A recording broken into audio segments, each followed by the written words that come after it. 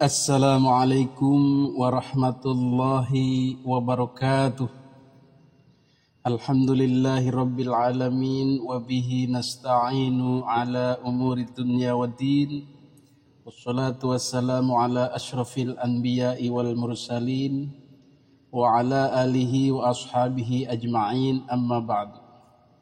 Hadirin para netizen yang dimuliakan Allah Subhanahu wa ta'ala, pada kesempatan kali ini kita akan membahas sebuah tulisan, sebuah sanggahan atau pernyataan balik atau serangan balik Ba'alwi terhadap isu polemik nasab. Rupanya mereka juga pintar mengolah kata, pintar membuat opini-opini, pintar membuat framing-framing, pintar berpura-pura bego. Kok iso begini? Jadi isu polemik nasab ini akan dibuat aneh, akan dibuat lucu-lucuan oleh mereka, dan akan dibuat hoak-hoakan, fitnah-fitnahan, lelucon yang tidak lucu, dan angin lalu. Begitulah kira-kira. Ini pintarnya mereka. Mungkin hasil rapat juga sesuai arahan Ketua RA Habib Taufik Assegaf. Ya udah, taktik kita gini aja. Pura-pura tuli aja sambil menertawakan mereka. Dan ini agak sedikit efektif untuk mengambil hati grassroots, masa mengambang, orang yang netral, orang yang tidak pernah mendengar polemik nasab, orang yang biasa-biasa saja. Jadi orang-orang yang tidak ngeh terhadap polemik nasab ini ketika diberi opini oleh Ba'alwi, maka mereka adem lagi dan justru berpihak kepada Ba'alwi. Apa-apaan ini? Nggak ada hujan, nggak ada angin, ngorek-ngorek nasab orang. Apa-apaan ini? Hal-hal remeh-temeh kok dimunculkan. Apa-apaan ini? Mengganggu saja dan seterusnya. Hadirin yang dimuliakan Allah Subhanahu wa ta'ala, baik kita lihat bagaimana sebuah narasi diolah oleh sebuah akun anonim tidak bernama yang disebar-sebarkan di internet. Menyanggah Haji Imaduddin, menyanggah Haji Roma Irama, menyanggah Profesor Mahfud MD, dan menyanggah orang-orang yang kontra dengan Ba'alwi dengan narasi yang ciamik. Mantap, bagus, bolehlah. Bagian pelajaran sastranya atau mengarang persuasif, maksudnya itu dapat nilai 90. Kita ambil satu contoh rangkaian kata dari surat narasi anonim ini. Narasi yang dibangun antara lain bahwa Trah Ba'alwi merupakan keturunan Yahudi, keturunan imigran Yaman yang sama sekali tak memiliki peran dalam perjuangan kemerdekaan Indonesia. Antek-antek penjajah Belanda, pengkhianat bangsa, dan ingin menjajah Indonesia. Lihat kata-kata narasi yang dibangun. Artinya apa? Mereka menuduh bahwa ini adalah sebuah karangan, sebuah narasi yang diada-adakan. Artinya hanya hayalan sekelompok orang yang ingin menghancurkan Ba'alwi. Hadirin yang dimuliakan Allah Subhanahu wa ta'ala, beda narasi dengan argumentasi. Nah, dulu waktu pelajaran bahasa Indonesia ada karangan itu narasi, ada karangan itu argumentasi. Kalau narasi itu hanya bercerita saja, mengarang bebas. Tetapi kalau argumentasi itu ada argumennya, ada datanya, ada faktanya, dan ilmiah. Jadi kalau Ba'alwi mengatakan narasi itu tidak benar. Ini argumentasi. Argumentasi yang dimunculkan adalah bahwa bla bla bla bla. Tuh, kalau gitu itu pasti ilmiah. Narasi yang dibangun bla bla bla Ba'alwi merupakan keturunan Yahudi. Bos, itu bukan narasi, bukan karangan bebas. Tapi memang ada hasil penelitian DNA-nya. Monggo dibuka di Family Tree DNA, di hasil-hasil tes DNA Ba'alwi di seluruh dunia. Memang mengarahnya pada haplogrup G yang merupakan haplogrup bersama, kakek bersama dengan Yahudi. Lah ini fakta, mau gimana lagi? Silahkan dibantah di bagian DNA-nya. Ini bukan narasi bos, ini fakta ilmiah, data, argumentasi. Satu. Kemudian keturunan imigran Yaman yang sama sekali tak memiliki peran dalam perjuangan kemerdekaan Indonesia. Untuk keturunan imigran Yaman itu bukan narasi, itu argumentasi, itu kenyataan. Mereka berkakek moyang orang Yaman, keturunan Yaman, Hadramaut, Tarim dan lain-lain. Itu fakta. Jadi kalau disebut imigran jangan marah. Jangan bilang narasi. Itu argumentasi ilmiah. Keturunan, masuk keturunan mau diakui asli. Ya, itu namanya mengada-ada. Kemudian ada kata-kata tidak memiliki peran dalam perjuangan kemerdekaan Indonesia. Hadirin yang dimuliakan Allah Subhanahu wa taala, kampanye kita bukan menghapus peran Ba'alwi dalam perjuangan kemerdekaan Indonesia, tetapi hanya mengcounter klaim-klaim Ba'alwi yang berlebihan seolah-olah semua adalah hasil daripada kakek moyang Ba'alwi. Tapi mereka putar balikan, menafikan peran Ba'alwi dalam kemerdekaan Indonesia. Jangankan Ba'alwi, maling, rampok, pelacur dan lain-lain pun punya peran. Mereka membantu perjuangan kemerdekaan Indonesia, apalagi Ba'alwi. Itu kita tidak nafikan, hanya klaim-klaim mereka ini yang membahayakan, ini yang menjadikan kita naik darah, naik pitam, sebel, enak dengan oknum-oknum Ba'alwi ini, sehingga muncul apa peran Anda, itu loh, jangan diputar balikan lagi. Kemudian ada lagi kata-kata antek-antek penjajah Belanda.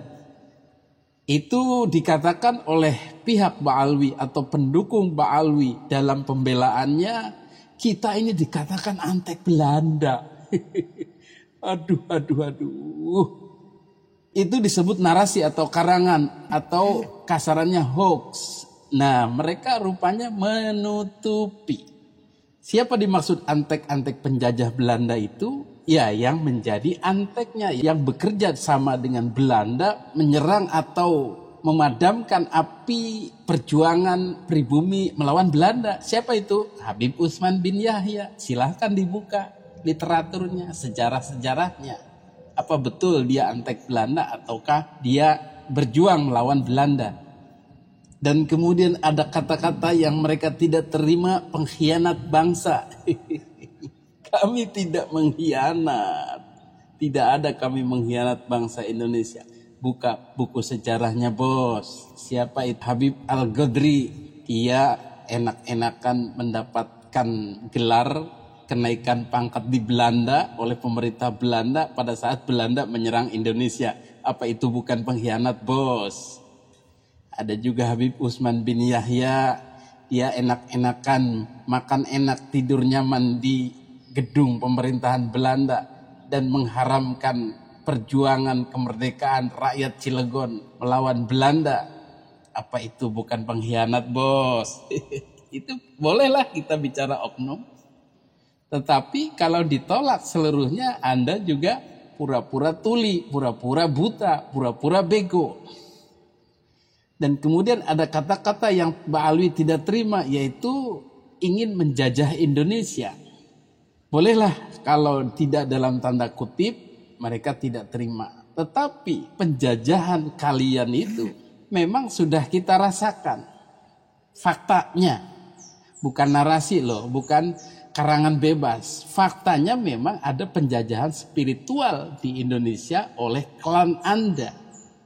Bagaimana pribumi Indonesia menghamba kepada keluarga Anda. Bagaimana mereka menciumi kaki keluarga Anda. Bagaimana mereka menjilati ludah keluarga Anda. Bagaimana mereka menciumi tempat duduk keluarga Anda. Bagaimana mereka siap mati demi keluarga Anda. Apa itu bukan usaha-usaha menghegemoni Indonesia, menjajah Indonesia? Kalau Anda terjemahkan penjajahan itu sebagai penyerangan istana negara oleh kekuatan bersenjata, ya jauh. Ya itu namanya pemelintiran. Kata-kata Anda benar, tetapi membodohi orang saja. Enggak mungkin Ba'alwi menyerang Indonesia dengan kekuatan militer. Tetapi dengan penjajahan spiritual ini, maka kita sedang berjuang. Jadi Anda harus mengaku itu. Karena kita yang merasakan. Itu baru satu paragraf loh. Ini surat ini disebar-sebar ke seluruh media sosial. Dibaca oleh orang-orang awam yang tidak mengerti masalah polemik nasab. Dan mereka terenyuh dengan keluh kesah Anda yang merasa dibegitukan itu. Ternyata jika mereka membaca sejarah yang benar, justru Andalah si penulis surat kaum Ba'alwi ini yang memutar balikan fakta. Kemudian ada lagi dalam surat Anda mengatakan ada kelompok yang berusaha membangkitkan kebencian rasial terhadap etnis Ba'alwi. Waduh. Jadi tidak ada hujan, tidak ada angin, membenci Ba'alwi. Begitulah kira-kira yang ingin disampaikan kepada masyarakat awam. Kita lagi enak-enakan, lagi aman, damai, tentram, sejahtera, lagi ngopi. Tiba-tiba ada orang membangkitkan kebencian rasial, membenci kaum Ba'alwi. Ini kan pemecah belah, ini orang nggak punya otak. Kira-kira begitulah sumpah serapahnya dan rayuan-rayuan kepada orang awam. Persuasi, manipulasi informasi kepada orang awam yang baru melek polemik nasab. Kalau belum sudah dikasih narasi seperti ini, orang awam jadi benci terhadap pejuang pembebasan penjajahan spiritual Ba'alwi atau yang menggugat nasab Ba'alwi. Langsung membenci itu. Jadi si penulis surat ini mengatakan berupaya menciptakan permusuhan antar sesama anak bangsa. Masya Allah, pintar ini orang emang. Oke, kita sanggah ya, kita jelaskan yang sebenarnya. Jadi orang ini membayangkan Ba'alwi itu sebagai misal orang baik.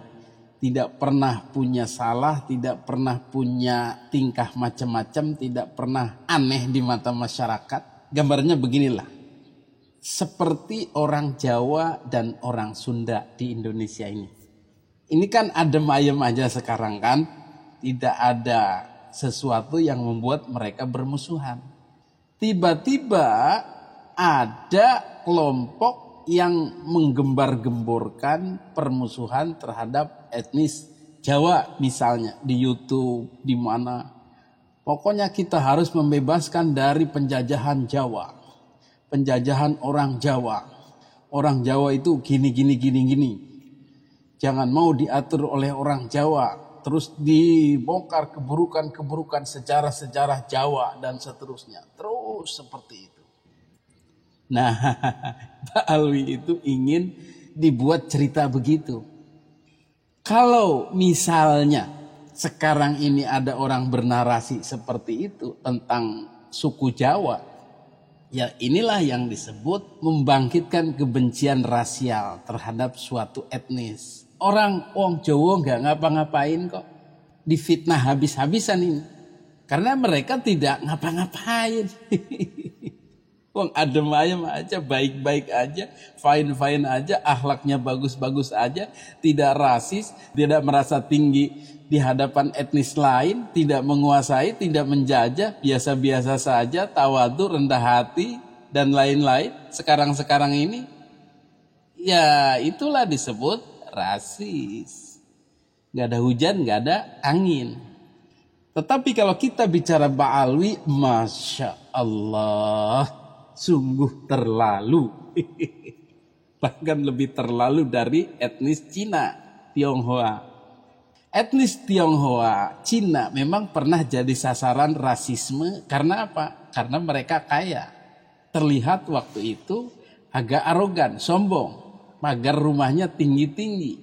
Dan kasar terhadap pekerja-pekerjanya yang pribumi. Atau eksklusif, tinggalnya hanya mau dengan sekelompok mereka saja. Dan mereka sudah habis di tahun 99 reformasi itu. Dan setelah itu mereka sadar diri dan sekarang mulai membaur. Itu rasisme dulu itu. Karena mungkin ada pemicunya, kecemburuan sosial, lebih kaya dan lain-lain. Padahal mereka tidak merasa, mereka ya sukses di ekonomi karena di-ban, dicegah di bidang militer, di bidang pemerintahan, di bidang-bidang lain oleh Soeharto tidak boleh, maka larinya ke ekonomi. Tetapi itu kepentingan mereka saja, tidak berusaha mengklaim ini dan itu. Tetapi kalau kita lihat Ba'alwi, kenapa pribumi menjadi bangkit? Karena sikapnya itu, akhlaknya itu tidak baik-baik saja. Tidak seperti isu misalnya etnis Jawa tadi atau etnis Tionghoa sekarang ini. Justru mereka itu sekarang belagu. Banyak tingkah, banyak ngatur, banyak mendoktrin, banyak mengklaim, dan kelakuan-kelakuan yang rasis yang dimulai dari mereka. Contohnya apa? Rasisme dalam bab pernikahan. Kita tidak boleh menikah dengan warga pribumi atau ajam. Wanita kita tidak boleh dinikahi oleh warga pribumi Indonesia, Nusantara asli sini, nggak boleh. Atau disebut ajam itu nggak boleh, haram. Bahkan kalau terjadi dianggap zina, harus diceraikan. Itu kan rasis. Dan ini mereka berbaur, mengkampanyekan, mendoktrinkan kepada warga pribumi, mukibinnya itu dikatain begitu. Kemudian masalah kasta, kita lebih mulia daripada yang bukan keturunan Nabi. Karena dalam zat kita, dalam darah kita, tidak bisa diganggu gugat. Itu pun sudah rasis, kasta-kasta. Merasa lebih mulia, bahkan dari kiai sendiri pun. Dari orang termulia di Nusantara sedikit pun gak ada apa-apanya. Dan semua doktrin-doktrin yang menempatkan pribumi Nusantara sebagai kelas kedua, sebagai penghamba kepada keluarga Nabi, sebagai pengkhidmat pelayan keluarga Nabi, sebagai orang yang sesat jika tidak ikut keluarga Nabi, dalam kurung kami-kami ini para habaib. Nah, semua doktrin, semua ceramah-ceramah, semua kelakuan-kelakuan itu sudah berjalan sekian lama. Dan maunya para Ba'alwi ini dianggap tidak ada apa-apa, adem ayam aja, kami fine-fine aja, kami berakhlak baik-baik saja. Ya ente kan yang menjalankan. Yang kita yang merasakan, bos. Kita yang merasa terkungkung, bos. Tanya Kiai Haji Imaduddin. Kok kenapa dia protes? Kenapa sampai Kiai Haji Imaduddin muncul? Karena ada kesombongan para habaib. Karena ada rasisme dari Ba'alwi. Karena ada hegemoni dari Ba'alwi. Ini jangan tidak diakui, bos. Masya Allah. Maunya dianggap sama dengan etnis lain yang baik-baik saja, berperilaku baik, fine-fine aja. Etnis Cina, etnis Jawa, etnis Sunda. Ya mereka orang-orang baik, kenapa harus diusik? Tetapi Anda adalah orang belagu, membahayakan, merugikan bangsa Indonesia kalau begini caranya. Maka kita harus bangkit. Begitu, harus melawan, harus bereaksi. Dan kalian jangan pura-pura tidak tahu, pura-pura tuli, pura-pura buta, pura-pura bego. Tidak bisa. Ini kita sudah saatnya bangkit untuk mengoreksi Anda sekalian. Karena apa?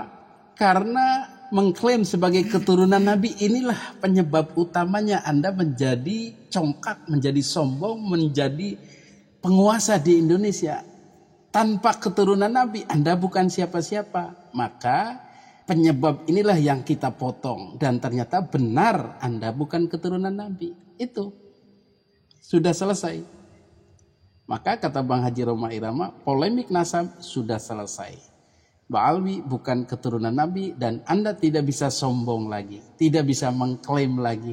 Tidak bisa mengaku-ngaku lagi. Tidak bisa dipuja-puja lagi secara berlebihan. Itulah sebenarnya kita sedang menolong Ba'alwi keluar dari kesombongannya, keluar dari keangkuhannya, keluar dari merasa paling mulianya, dan menjadikan mereka satu derajat, satu kasta sama derajatnya dengan suku-suku lain di Indonesia, dengan klan-klan lain di Indonesia, dengan status barunya bukan keturunan Nabi ini. Bagus toh? Jadi jangan mengelak lagi, jangan memutarbalikan fakta lagi, jangan berbicara rasisme kepada orang yang memperjuangkan dirinya sendiri dari rasisme. Demikian penjelasan dari kami tentang upaya-upaya kaum Ba'alwi memutarbalikan fakta atau merayu orang-orang awam untuk ikut dengan narasi-narasi mereka, ikut dengan kata-kata mereka yang sebenarnya menutupi apa yang terjadi. Mudah-mudahan kita semua menjadi faham dan ikut berjuang untuk lepas dari penjajahan spiritual Ba'alwi ini. Dan Ba'alwi menjadi sadar bahwa mereka sekarang menjadi warga negara biasa, tanpa kemuliaan sebagai keturunan Nabi. Amin, amin ya Allah ya Rabbal Alamin. Hadanallahu wa iyyakum ajma'in. Wassalamualaikum warahmatullahi wabarakatuh.